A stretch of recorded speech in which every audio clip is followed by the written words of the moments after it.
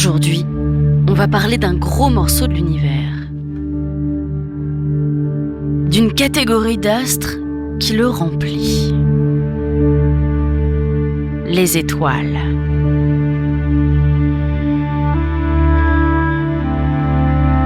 Une étoile est définie par son état. Elle fait partie des objets célestes et même des astres. Plus précisément, une étoile est une boule de plasma.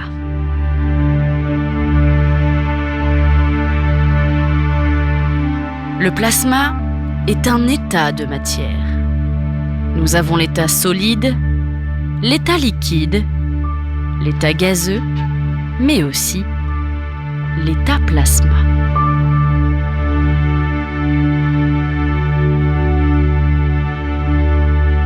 Pour vous donner une idée de ce qu'est le plasma et comment il se forme, prenons un milieu gazeux dans des conditions usuelles.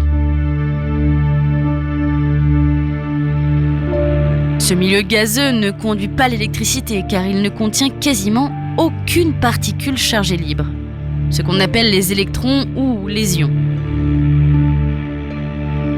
Lorsque ce milieu est soumis à un champ électrique faible, il reste un isolant électrique car il n'y a pas d'augmentation du nombre de particules chargées.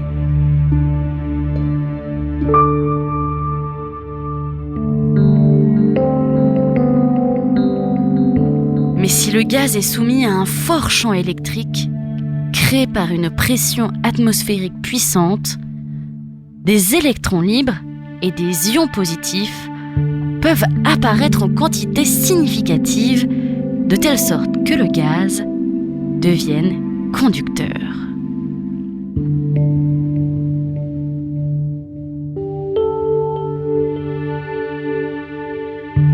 Lorsque l'ionisation, soit la formation d'ions, est suffisamment importante pour que le nombre d'électrons par unité de volume ne soit pas négligeable par rapport à celui des atomes neutres, le gaz devient alors un fluide conducteur appelé plasma.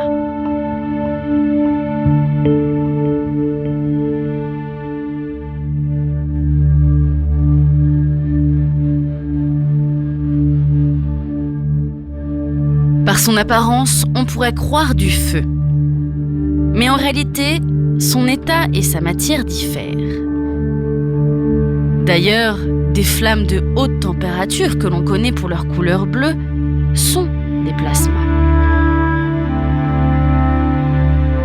Pour les étoiles, la matière est sous forme de plasma car ionisée positivement, il manque donc des électrons à l'équilibre, et le positif, donc les protons, prennent le dessus. Une étoile est donc une boule de plasma tellement massive qu'elle subit sa propre gravitation. Ce qui en découle des réactions thermonucléaires en son centre.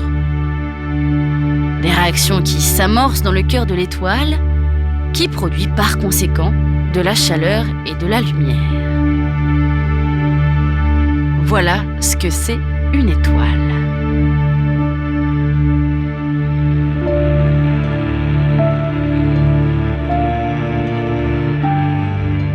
Pour comprendre maintenant comment se forme une étoile, il faut revenir sur notre aventure autour des trous noirs ou encore sur notre aventure autour de la nébuleuse d'Orion. Lors de ces épisodes, nous avons évoqué des disques d'accrétion, mais aussi les nuages interstellaires ainsi que les pouponnières d'étoiles.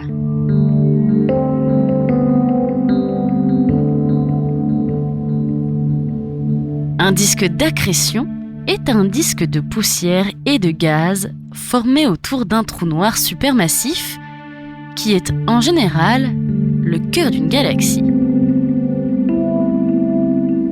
Ce n'est pas tout. On trouve aussi ces fameux disques d'accrétion autour d'étoiles gigantesques.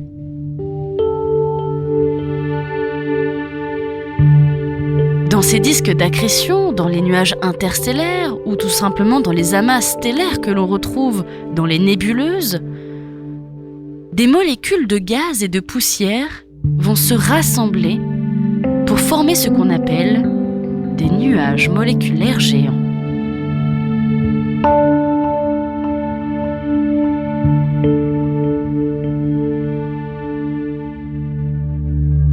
Quand le nuage moléculaire géant passe dans une zone à haute densité, cette région froide le stabilise. Le nuage subit alors une force de compression, ce qui rompt la stabilité et augmente la température et la pression.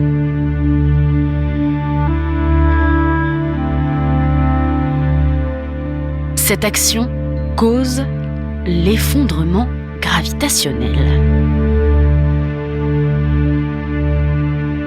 Un effondrement gravitationnel est la contraction d'un corps massif sous l'effet de sa propre attraction.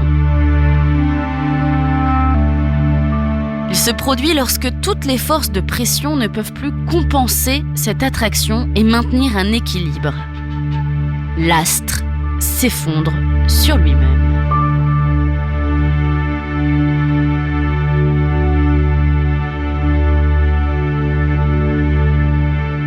Quand l'équilibre du nuage est atteint, il va se diviser en petits fragments.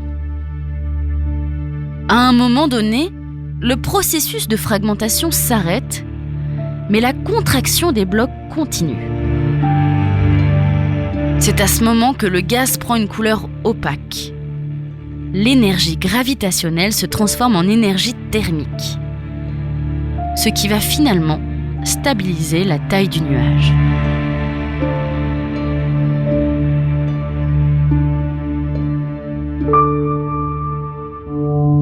C'est à ce moment qu'une boule de gaz se comprime au centre du nuage. Cette boule de gaz forme une proto-étoile, soit une bébé étoile.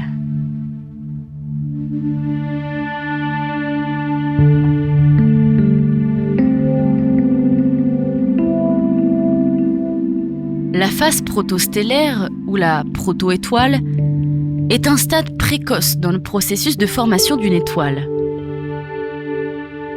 La matière se concentre sur elle-même et tourbillonne autour d'un centre de gravité, futur cœur de l'étoile d'ailleurs. Et la chute de la matière vers son centre rend la proto-étoile de plus en plus lumineuse. Et ce, jusqu'à ce que la poussière qu'elle a attirée empêche la lumière visible de passer.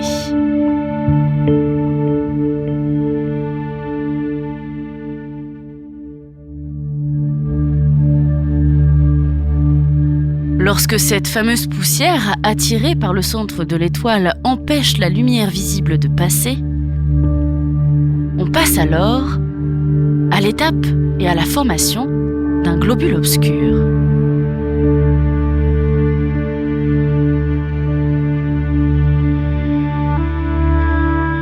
Un globule obscur est simplement l'état d'une proto-étoile dont la lumière est masquée par une enveloppe opaque de poussière.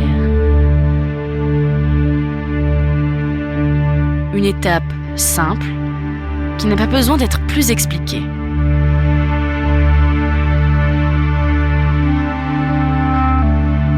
Après cette fameuse étape, notre proto-étoile masquée devient une étoile de type T Tauri.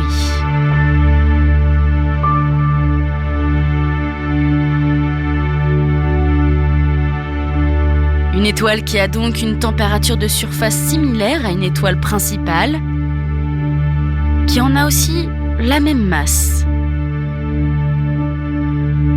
mais qui n'a pas encore démarré le processus de fusion nucléaire de l'hydrogène accumulé.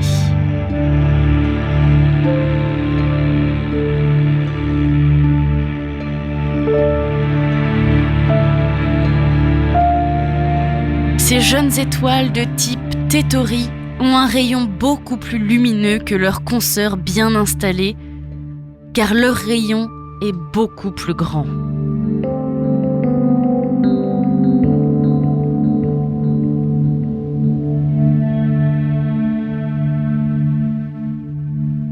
Ces jeunes étoiles tirent d'ailleurs leur énergie uniquement de l'énergie gravitationnelle libérée alors que l'astre se contracte pour finalement atteindre la séquence principale après environ 100 millions d'années.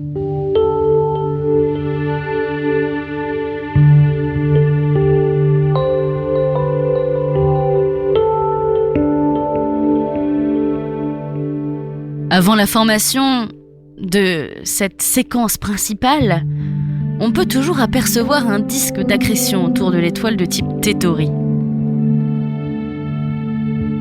Un disque d'accrétion qui influencera le futur de notre étoile.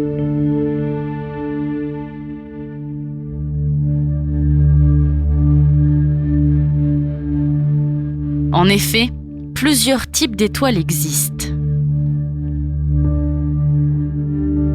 Des étoiles qui se rangent en plusieurs catégories, à savoir ainsi qu'au cours de son existence, une étoile naît, vit, change de forme et de couleur et passe ainsi d'une catégorie à une autre.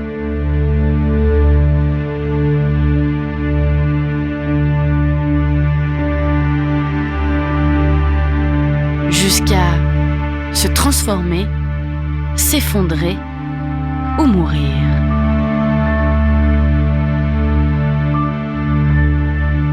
Mais tout ceci formera la prochaine chronique.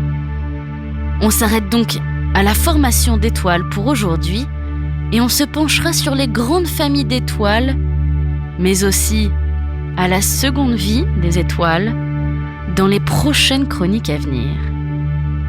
Les étoiles sont un sujet si vaste qu'elles sont à la base de notre système solaire, mais aussi des trous noirs qu'on a déjà pu évoquer. Elles formeront donc, en plus de beaucoup de bases de l'univers, plusieurs épisodes.